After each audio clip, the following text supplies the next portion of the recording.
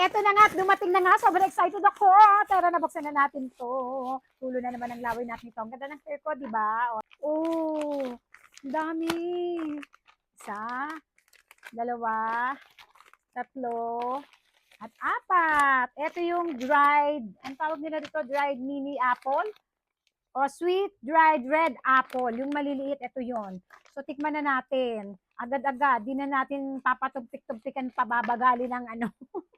Basta kainan, go, go, go. Ito siya. Oh, tingnan nyo naman. Grabe. Parang ang sarap niya. Oh, tingnan nyo.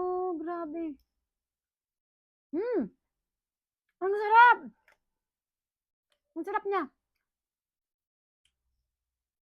Bakit ba masarap? Red apple na maliliit. Ganito pala itsura nun.